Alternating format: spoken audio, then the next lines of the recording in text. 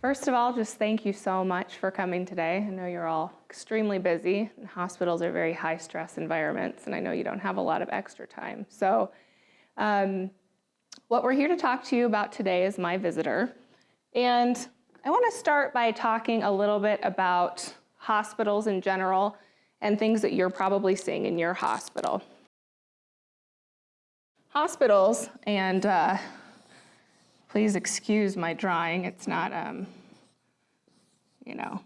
not an artist, never claimed to be. So hospitals today, you're being challenged in a way that you have to achieve the best patient outcomes you possibly can, right? That's always the number one goal. But on top of that, you have all these financial goals. So, financial goals. So ideally, what you'd like to see is a nice, easy straight line from your hospital to great patient outcomes and achieving your financial goals. But unfortunately, there have been a lot of things that have been thrown at hospitals lately. For instance, the Affordable Care Act.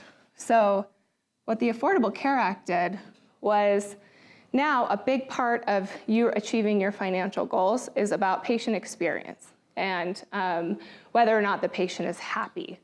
So if you have unhappy patients, that directly becomes a roadblock to you achieving your financial goals. It probably is also going to affect their outcomes a little bit if they're not very happy. So another thing you have to worry about is patients not being able to pay their bills. So a lot of patients out there, these hospital or health events are unexpected and they haven't built up their bank account, they're not ready for it. So along with maybe not being able to pay their bills, maybe they can't afford the things they need outside of the hospital. Very expensive medications when they go home, or some piece of durable medical equipment that they need for their recovery. Perhaps those are things that they can't afford. So now you have another roadblock to patient outcomes and financial goals. The other thing that you're tasked to do is get patients home, right? They're not meant to live in the hospital forever. So you have to get them home. And more importantly, they have to stay home and not end up back in the hospital. So this can become yet another roadblock to achieving a couple of the things that are very, very important to your hospital.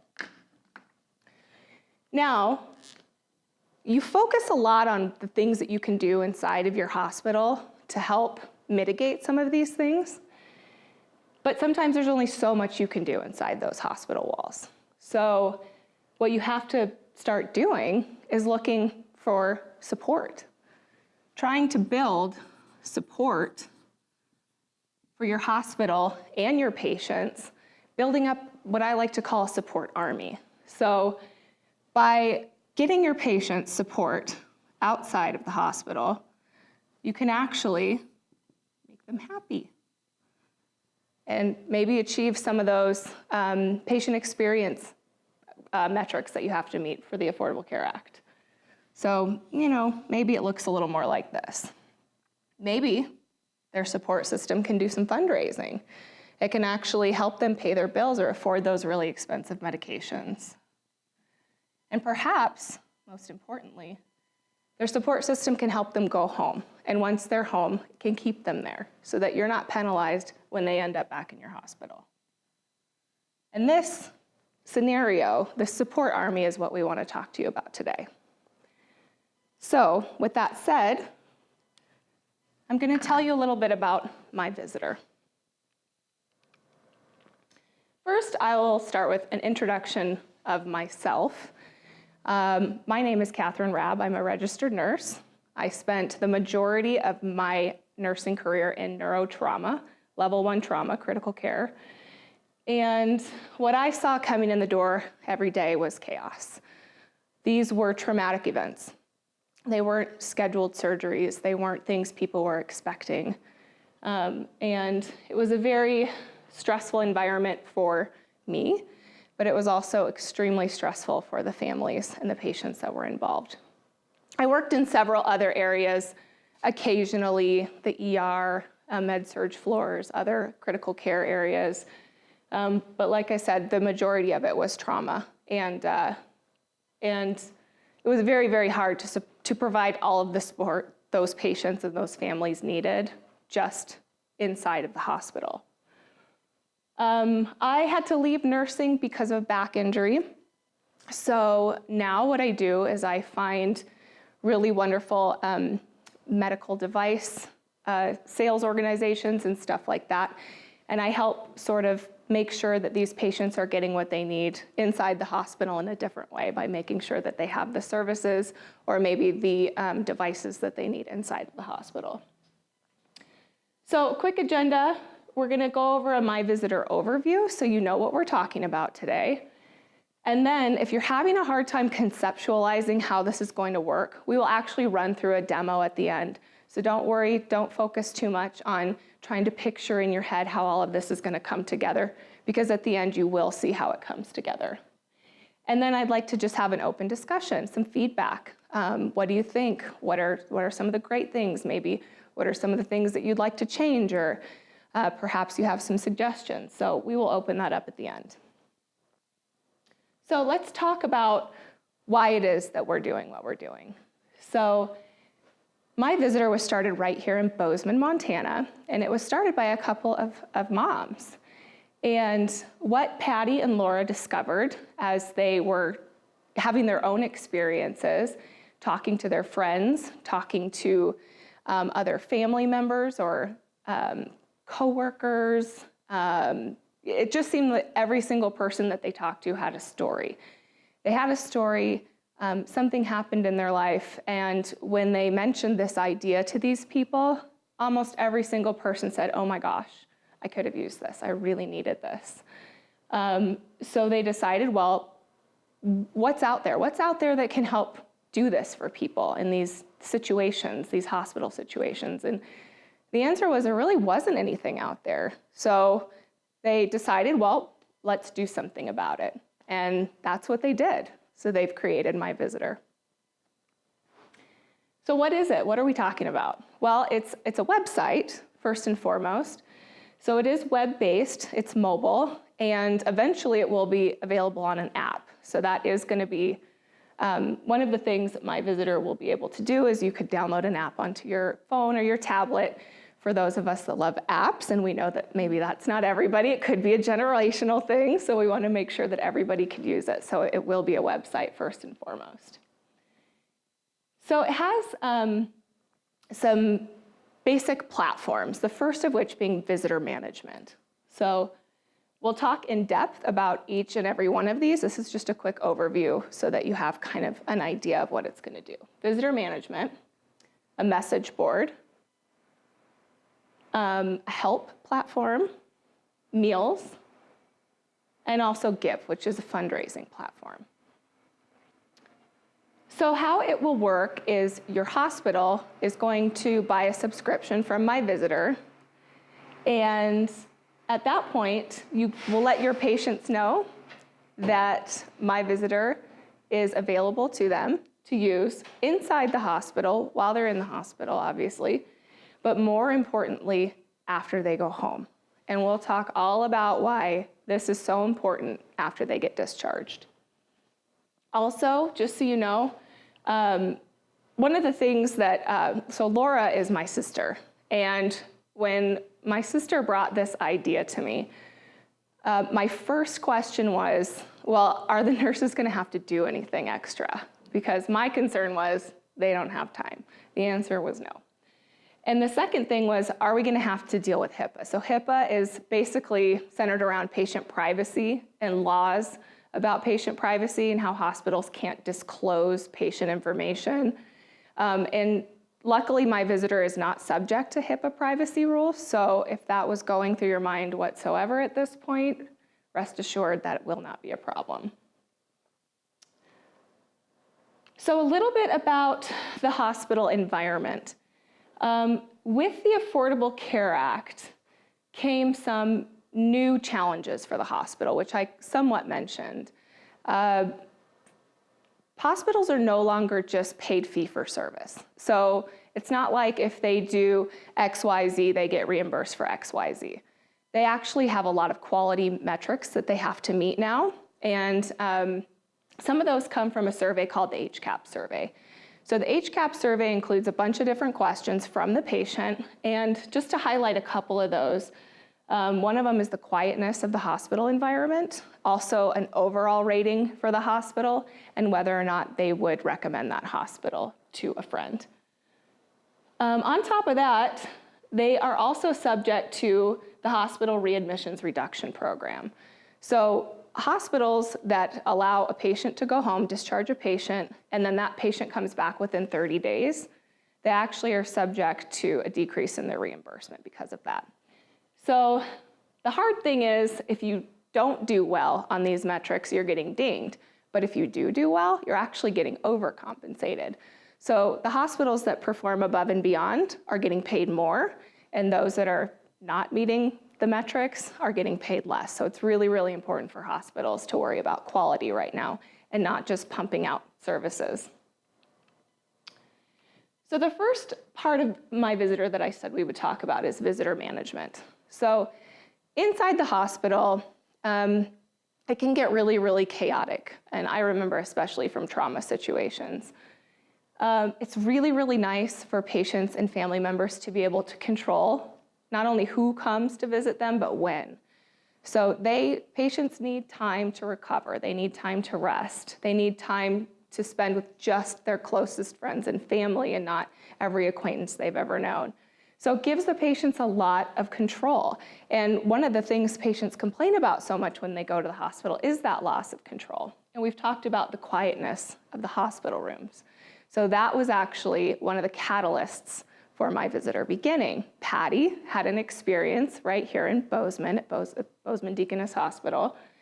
And one of her friends had a daughter. The daughter was college age and had gone to high school here, so she had a lot of friends. Well, she was in a car accident, ended up in the intensive care unit, and guess what? Everybody showed up to visit her. But unfortunately, everybody just showed up. There was no flow to it, there was no management, there was no control. There were people lined up in the hallway, there were people in the waiting room, they were on their phones, they were texting, and they were being honestly just very disruptive. So Patty looked over at one point at this patient's next door neighbor and noticed that he was in distress and said, "Hey, do you want me to close your door?" And he just looked at her and nodded his head like, "Please save me." So these things really do happen. And we're kind of lucky here in Bozeman because all of our patient rooms are one patient per one room, right? But I've worked in hospitals where there are 4 patients in a room or 2 patients in a room. And as you can imagine, couple some visitors in there, throw a nurse in there on top of that, and if something happens to that patient and the nurse needs to get access to them, they end up dodging people to get there. So there are a lot of benefits, not just to the patient, but also to the hospital. We're hoping to get those better HCAP scores from quiet rooms and patients feeling like they have a sense of control. And also, the other nice thing about my visitor is there's actually going to be a place where they can click on your hospital rules. So if you have a place they have to go sign in, or if you, certain wards have different rules, like ICUs, you can't have flowers, you can't have latex balloons. A lot of times children under 8 can't go. So it's just kind of nice for people to get forewarned before they show up of some of the additional rules that your hospital might have. My name is Randy Farrick. About 2 years ago, we had a tragedy happen in my family when my sister went into anaphylactic shock. She had to be airlifted to Tucson, Arizona. She never regained consciousness. She was in the ICU here for 10 days. As you can imagine, we had family coming in from everywhere, friends of hers coming in from everywhere. The ICU waiting room was packed. Everybody wanted to see her. And we just had no way of controlling who was coming, times, time for family, which was so precious, and it just became a real problem for everybody.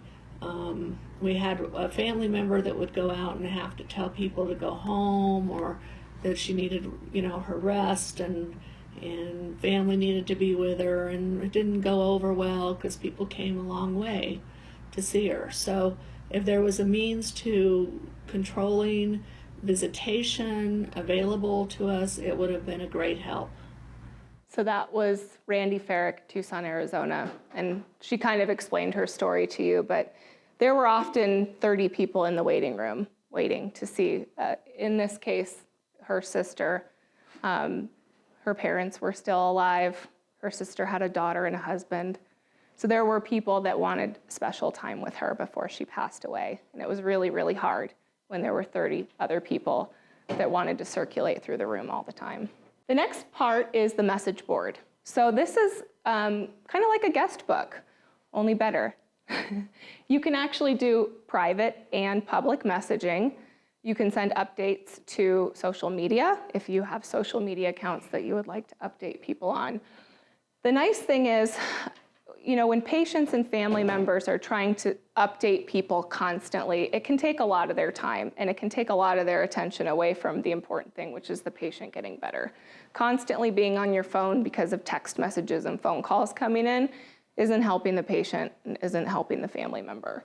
So it can really reduce the anxiety and stress, but it can also just allow for more time to heal because you're not constantly updating people. But on the good side, it allows you to stay connected to your community. It allows you to know that people care and people are reaching out to you. And maybe those people aren't able to fly all the way into Bozeman or wherever to visit you, but they care and they want to be involved and they want to know that you're doing okay. So it's a really quick, nice, easy way to update people. For the hospital, we talked about HIPAA and how hospitals have to be very, very careful about releasing patient information. So one of the struggles I had as a nurse was I would get phone calls constantly at the nurse's station asking me for updates on patients. And a lot of times in trauma situations, those patients would have like code words or things like that people would have to give me in order to give them information because we didn't want to just disseminate information to anybody that called in. So it's a little scary because you never really know who's calling you and asking for information, and usually we only give it out to immediate family, but sadly people could easily lie to you over the phone and say, yeah, I'm her sister, tell me what's going on. So it reduces the risk a little bit for the hospitals. Also, it will allow more time for direct care. So those direct, first-line caregivers aren't constantly having to answer the phone and give those updates. People are better informed. And like I said, if they're posting to things like social media or just inviting people to the page, it's giving your hospital a little advertisement. So again, here in Bozeman, where we only have one hospital, it might not be as important, but when you go to places like the Bay Area or New York or Chicago or wherever, they have multiple hospitals. You can go wherever you want. So to have a little plug for your hospital that says, hey, this is a good place. So-and-so went here. They're getting great care. In a way, it's a little bit of marketing. So I know I talked about nurses having to answer the phone all the time. Becker's Hospital Review actually did a survey of nurses and said, what is the number one time waster? And the number 5 answer was redundant communication to family members. And if you think about like number 1 and number 2, number 1 was charting. Like, are we ever gonna get away from charting? And is it really a waste of time? Well, it's not really a waste of time. You have to chart, you have to tell them what's going on, but redundantly communicating with people over and over again is maybe something that we could eliminate and it would be okay. The needs board. So this is a really fantastic way to coordinate what's going on outside of the hospital. A lot of times patients are sitting in their hospital beds and worrying about everything else that's going on that they cannot control because they're stuck in this hospital bed. So, whether that patient has children or perhaps cares for their elderly mother or father, has pets, worries about someone getting their mail, their garden, mowing their lawn, whatever it is, these people still have needs. Just because they go to the hospital doesn't mean all of those things go away. So this is a really, really nice way for patients to be able to coordinate the things that are keeping them up at night. So those tasks that they were normally doing outside of the hospital, they can assign to people that they trust. Now, when they go home, this becomes really important because a lot of people go home and they have restrictions on their activities. Heart patients are a great example of this. So patients that have heart surgery often can't lift their hands above their head. They can't drive for 4 to 6 weeks. They can't lift anything greater than 25 pounds. So you think about, do you want them mowing their lawn? How are they going to get to their follow-up appointments? Do their hair, put their dishes away? There are just a lot of things that people can't do when they go home, and they need a way to organize that and make sure that people can help them. So what we're hoping is that will, for the hospital, help reduce those readmission rates, get people home and allow them to have the help they need to stay there. Like I talked about, physical support, transportation, even just going to CVS and picking up their prescription could be a lot of help for them. This is a pretty obvious piece of research, but we looked at millions of pieces of research, and it shows that patients that are supported have better patient outcomes. And I'm sure that's no surprise to anybody in this room. So meals and groceries. It is related to needs, but it is kind of also its own thing. So patients in the hospital often have special dietary restrictions. And I've seen a fair share in my time of family members bringing in food that maybe is not the best thing for that patient. I have a little story about that I can tell in just a minute.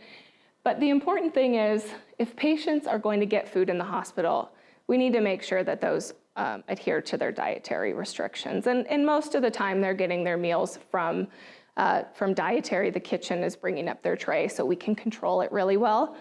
But again, the problem often comes when they go home and people are trying to help, but necessarily they don't know that this patient has a salt restriction or a fluid restriction or a fat restriction or whatever it is. So it really can help control the types of meals that are brought in. And I don't know about any of you, but I absolutely hate going to the grocery store. So going to the grocery store when I'm ill or trying to recover from anything sounds like, probably the worst thing anybody could do to me. And I can tell you just something simple like when I gave birth last year. So I had my daughter 3 weeks early, and she came with a boatload of problems. And if my sister had not coordinated every single meal for me that week, I would not have eaten. And that's just a birth. Women give birth every day. So you think about something like that, and I would have probably just cried and starved to death that week without being fed. And it was as simple as a birth. So these are some examples of diets that some patients are on. Stroke patients, it becomes really important because they're constantly having their swallow evaluated, meaning if somebody brings them in food when they're maybe not able to swallow it, they could choke on it. Where's NPO? So NPO is not, we often post that on the door of a hospital, outside of the patient's room. Not very many people know what NPO means. NPO actually means I cannot eat. This patient cannot eat. So that's something that can be clearly and easily communicated so that people aren't accidentally bringing food in to somebody that should not be eating. And I guarantee if they should not be eating, it's because it could potentially kill them. They're going to surgery, or perhaps their swallow is not what it should be. So they're very, very important. My own little personal testimonial, I would often have these patients that are fluid restricted, salt restricted, fat restricted, and the next thing I know, their family member is carrying them a bag of Burger King. And what do I have to do then? I have to go confiscate it. The family member's mad at me, the patient's mad at me, but it's kind of an event that should be eliminated, avoided. And we care. The nurses really do. We all want the patients to get better. And if there is a dietary restriction in place, it's for a reason. Interestingly enough, so CMS, which is the Center for Medicaid and Medicare Services, actually listed access to healthy foods as a determinant of readmissions. So it's important. And last but not least is give. This is going to be pretty optional for the patient. So you're going to have a lot of patients that are not going to want to ask their friends and family for money, and we totally get that. So, but if they do need to do the fundraising, it's a very easy way for them to do it. So patients obviously have to pay their medical bills. I mean, that's an easy one to think of. But some of the things that you might not think of are when they go home, like I said, paying for their medication. Sometimes medication is extremely expensive.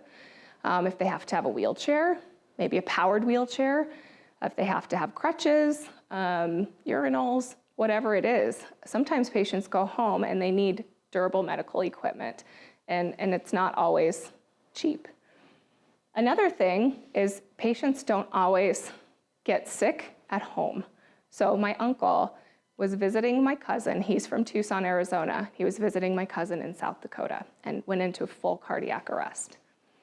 Ended up getting Errand to Sioux Falls and had heart surgery there and had to stay there for 4 or 5 days and then stay in South Dakota for another couple weeks before he could go back to Tucson.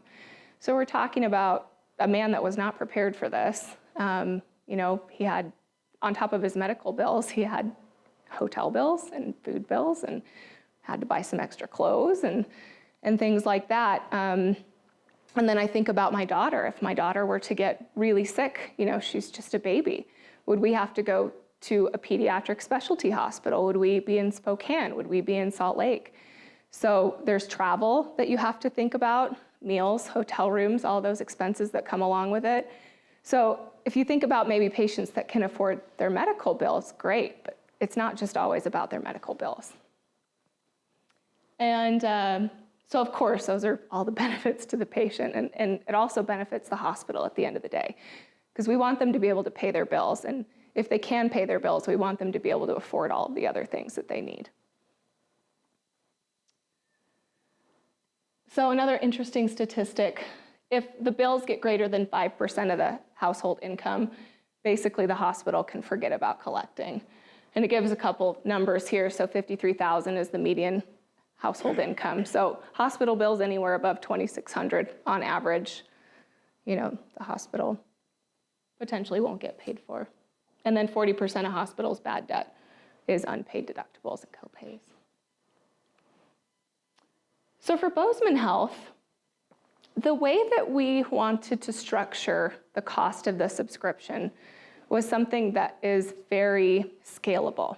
So what we didn't want is to just give one flat fee and say every hospital has to pay this amount, because there are little tiny 20-bed hospitals in Big Timber, Montana, and there are Cedars-Sinai 800-bed hospitals in LA. And should Big Timber pay the same as Cedars-Sinai? Probably not. They probably have very different budgets.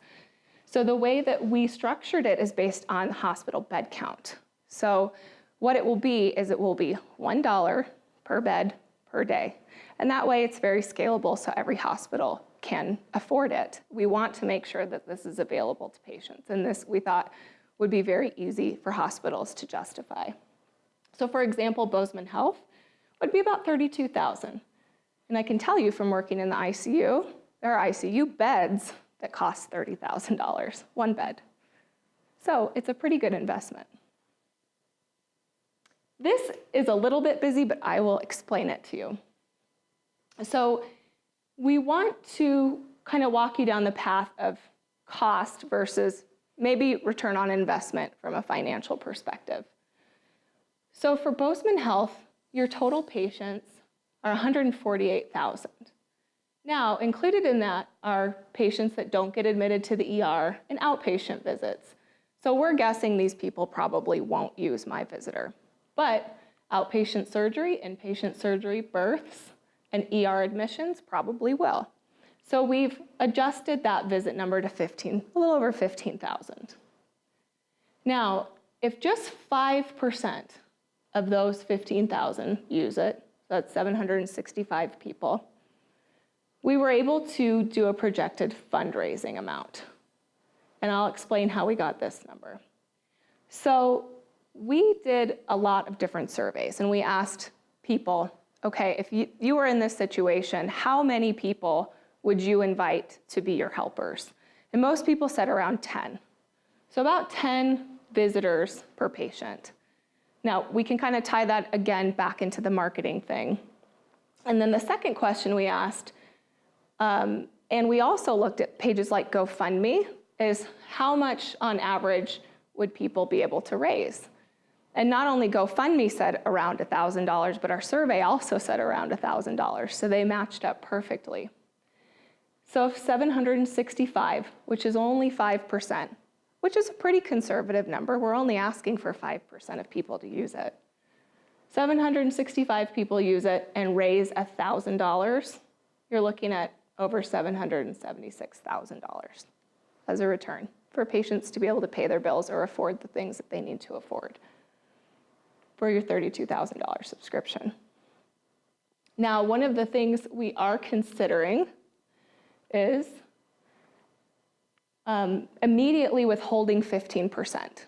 So if people choose to fundraise, we will immediately withhold just 15% of their fundraising, and we will pay it directly back to the hospital. And this is what those numbers looked like.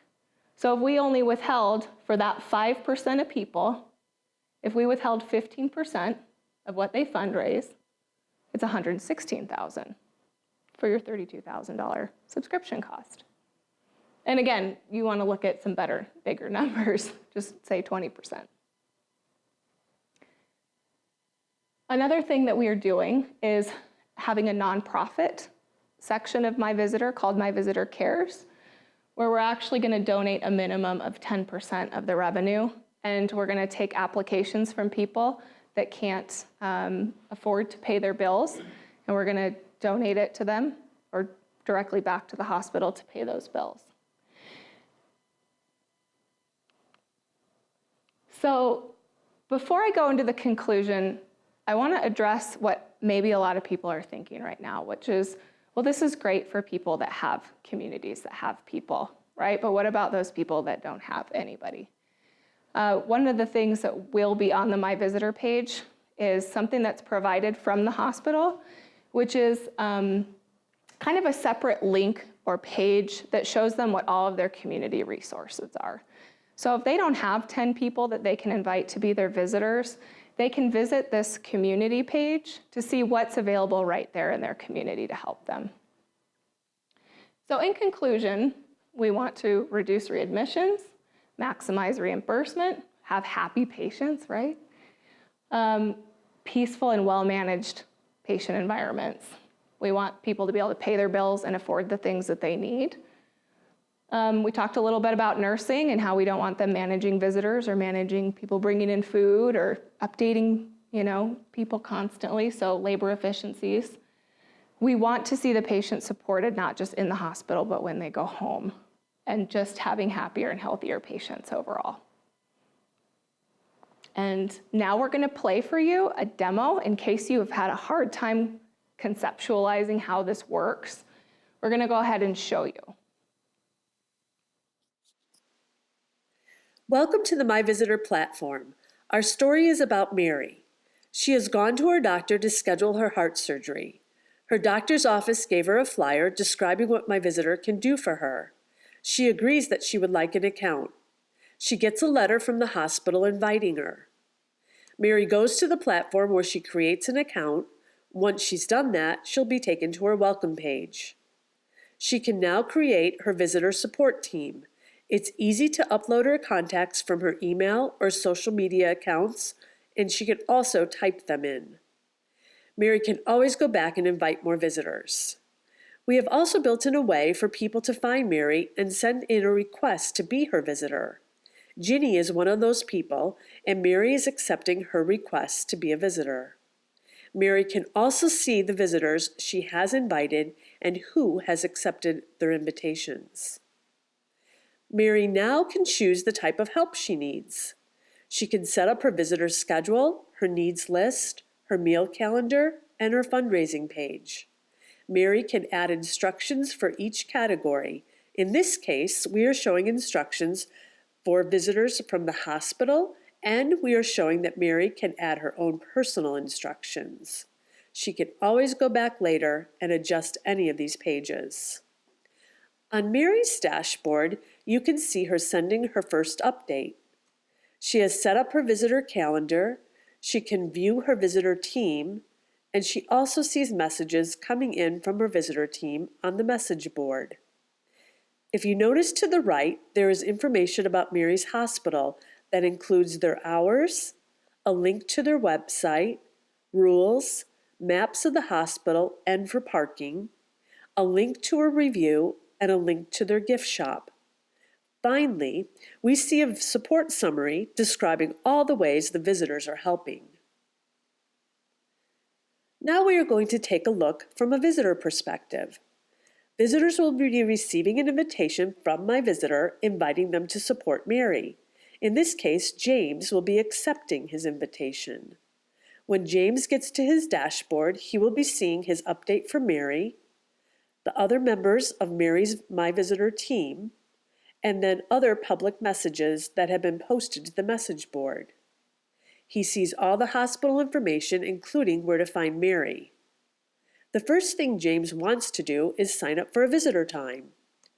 Once he signs up, he will get a visitor confirmation showing the hospital rules and Mary's rules, and he will also receive confirmation via email or text, whatever he has chosen as his preference when he created his My Visitor account.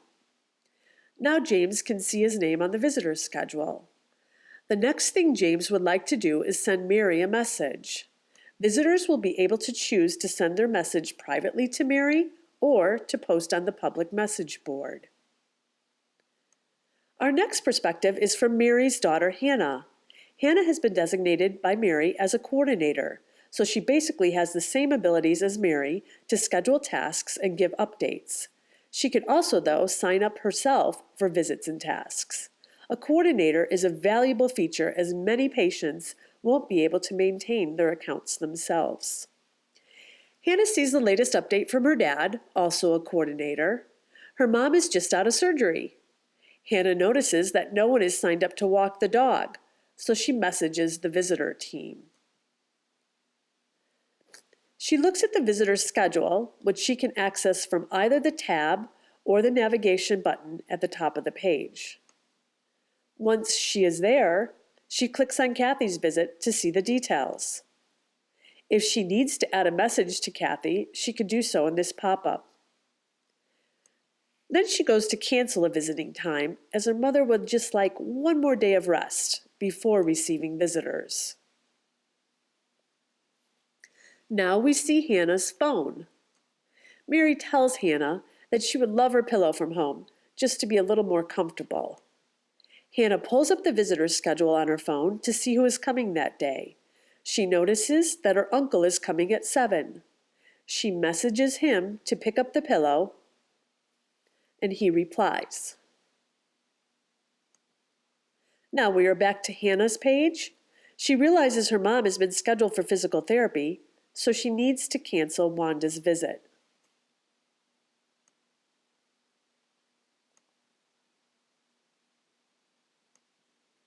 We are now getting closer to Mary being released from the hospital. Hannah adds an update notifying visitors that there have been more needs added to Mary's list for her transition home. Then she goes to the needs list. She clicks Edit Task Calendar to add a ride to her mom's follow-up appointment. Next, she goes to the meals calendar. She can get there by clicking the meals button in the navigation bar or the meals tab. This is where she can add meal instructions. Hannah has now informed the visitors that are bringing the meals of her mom's dietary restrictions. In this case, Mary is on a low sodium, low saturated fat, low sugar diet. Now we are going to Mary's dashboard a week after she's been discharged. She updates her community and goes to her visitor support page. She views the support summary and sees the totals that detail all the ways her visitor team has provided help for her. Mary is incredibly grateful and wants to thank her team. When Mary returns to her dashboard, she is prompted to take a quick survey. She is asked first about her My Visitor experience. At the request of the hospital, My Visitor is also asking Mary about her hospital stay. My Visitor then sends a thank you to Mary, including comments from others who have used My Visitor. Another feature of My Visitor is our ability to give patients the opportunity to review their hospital. The link here is to Google, but it can be to any third-party site the hospital requests.